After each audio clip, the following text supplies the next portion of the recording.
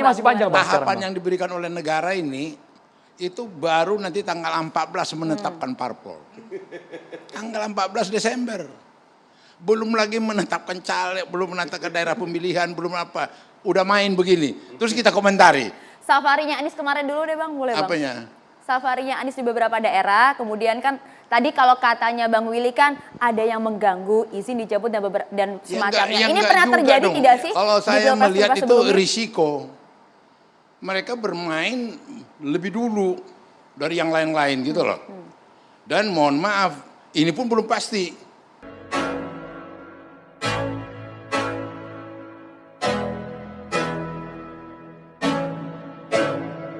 Bertemu lagi di channel Review Berita. Kali ini saya akan mereview sebuah talk show yang ditayangkan di salah satu TV swasta yaitu TV One yang berjudul Catatan Demokrasi.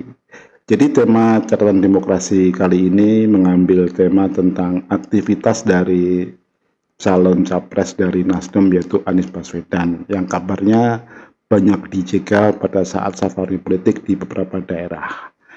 Dan ini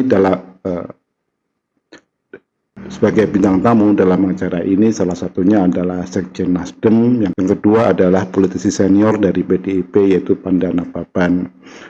Di situ dihadirkan juga politisi PKS dan juga relawan Anies Baswedan. Yang menarik dari acara ini adalah ketika Sekjen Nasdem itu memaparkan bagaimana safari politik Anies itu dijegal di beberapa daerah.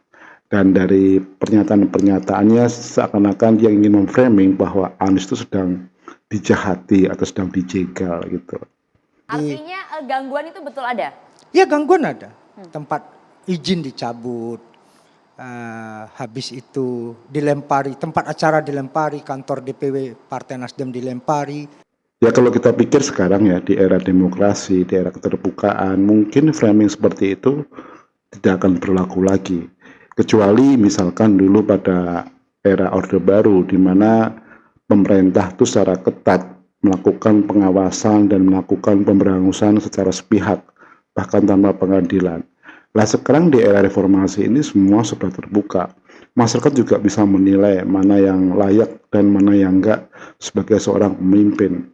Jadi kalau metode-metode playing victim kemudian berusaha mencari simpati masyarakat dan mengharapkan empati, tapi performa dari calon yang dia usung sendiri tidak perform menurut masyarakat, tidak akan berhasil juga. Eranya udah era terbuka. Media sosial dengan jujur setiap hari menyajikan aktivitas semua tokoh-tokoh politik tanpa terkecuali ya. Yang memang di situ ada peran-peran dari para relawan media dari masing-masing calon. Tapi setidaknya masyarakat sekarang ini mempunyai banyak opsi pilihan-pilihan informasi dan mereka juga bisa menilai dan menyaring. Meskipun belum semua anggota masyarakat itu bisa menilai dengan baik, tapi setidaknya sekelompok masyarakat terdidik bisa menilai apakah seorang pemimpin itu layak atau tidak, perform atau tidak kinerjanya dalam memimpin masyarakat. Bang, tapi kalau begitu tadi disampaikan juga ada kekuasaan yang terganggu juga. Nah ini saya mau minta respon dulu lah dari Bang Pandana Baban, Bang. Respon Anda boleh, Bang? Kan ini politisi senior nih, ya kan kita tanya dulu. Tabayunnya ke senior. Tema kita ini apa temanya? Tema kita? Apakah bisa? Judulnya jelas Bang, Ya. Pilpres 2024 Akankah mungkinkah Anies terganjal Bang? Tanda tanya tapi Bang, kami kasih tanda tanya, masih misteri soalnya sampai sekarang. Nggak tahu soalnya, ini tanda Mohon tanya. maaf aja membicarakan tuh habis waktuku dong. Kita durasi masih, ruangnya masih panjang Bang sekarang. Tahapan yang diberikan oleh negara ini itu baru nanti tanggal 14 menetapkan parpol. Tanggal 14 Desember. Belum lagi menetapkan caleg, belum menetapkan daerah pemilihan, belum apa. Udah main begini. Terus kita komentari. Safarinya Anies kemarin dulu deh Bang, boleh Bang? Apanya? Safarinya Anies di beberapa daerah, kemudian kan tadi kalau katanya Bang Willy kan ada yang mengganggu, izin dicabut dan semacamnya. Ini pernah terjadi tidak sih? Kalau saya melihat itu risiko. Mereka bermain lebih dulu dari yang lain-lain gitu loh. Dan mohon maaf, ini pun belum pasti. Artinya PKS juga belum. Iya, PKS belum. Demokrat belum. Jadi PKS kalau udah minum setengah gelas ini bang. Sepertinya sudah mengarah nih bang. bukan, jadi pemirsa kalau ngelihat kita dianggap kita lucu-lucu gitu loh. Ini goblok kali nih Panda ini, dikomentari yang belum ada gitu ya. Sudah deklarasi loh nih Loh Bang. bukan, kalaupun ada dilempari, diapain segala itu risiko. Oke.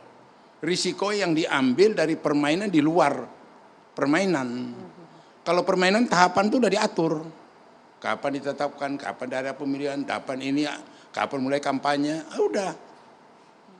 Jadi, nah di luar daripada itu ada main-main begini, ya risiko. Resiko seperti ini pernah terjadi tidak sih Bang sebelum-sebelumnya? Ya enggak juga lah, dalam catatan demokrasi kita ini satu hal yang baru nih. Nah, Ya artinya buat kita sendiri ini kan terus terang aja.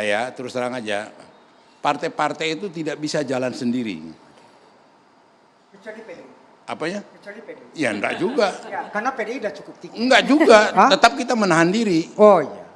Kita menahan diri gitu loh. Apakah itu Gerindra yang sedang dengan PKB, apakah dengan PKS, dengan Demokrat dan ini, apakah yang lain, itu semua ada satu pembinaan kebersamaan sedang dibentuk gitu loh. Nah tiba-tiba ini nyelorong,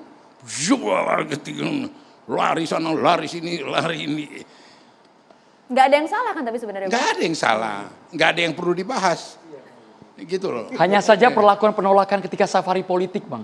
Apakah memang ada magnet tersendiri pada diri Anies Baswedan sehingga ada pihak di luar sana yang mungkin dalam tanda kutip gak suka, gak demen sama Anies kalau duluan maju, dalam tanda kutip ya bang ya. Ini masih pertanyaan juga untuk kami bersama. Jadi gini ya, tadi singgung PDI Perjuangan. Partai-partai ini bagaimanapun mengajukan calonnya, banyaknya itu ketua umumnya. Ya kan, ketua umumnya. Dan kemudian tunggal. Itu yang akan dicalonkan jadi calon presiden. Kalau seperti PDI Perjuangan, terbuka sekarang dua. Ada Ganjar sama Puan.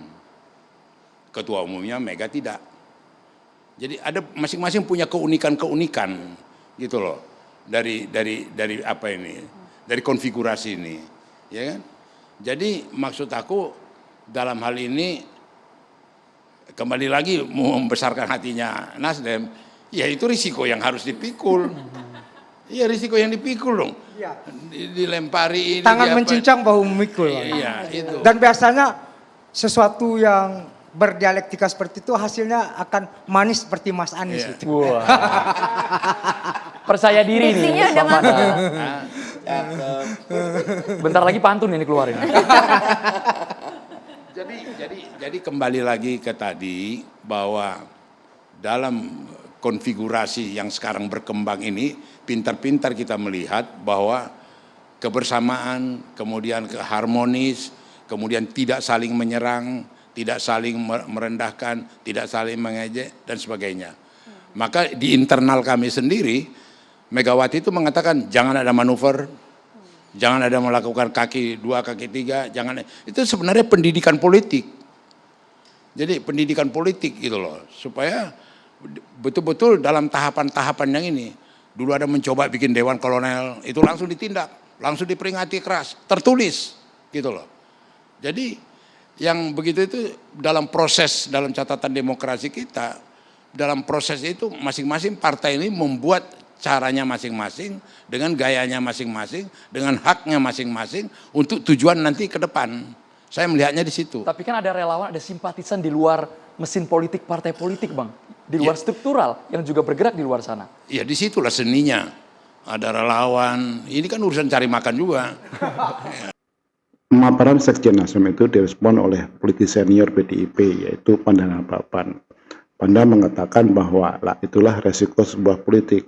Tapi Panda juga mengatakan bahwa sebenarnya tahapan politik untuk menuju kontestasi politik Pilpres 2024 itu masih lama ya. Jadi pada tahun 2023 itu pun bulan Desember untuk penetapan calon ya. Ya kalau sekarang pihak Anies melakukan safari politik, kalau mendapatkan istilahnya respon yang negatif ya, itu wajar sebuah resiko dari sebuah perjuangan. Tapi kalau akhirnya seolah-olah pihak Anies melakukan framing bahwa pemerintahan Jokowi menjegal dirinya, itu saya pikir juga terlalu berlebih-lebihan ya. Masyarakat juga bisa menilai. Seperti yang saya kemukakan di depan tadi, bahwa sekarang itu masyarakat bisa menilai.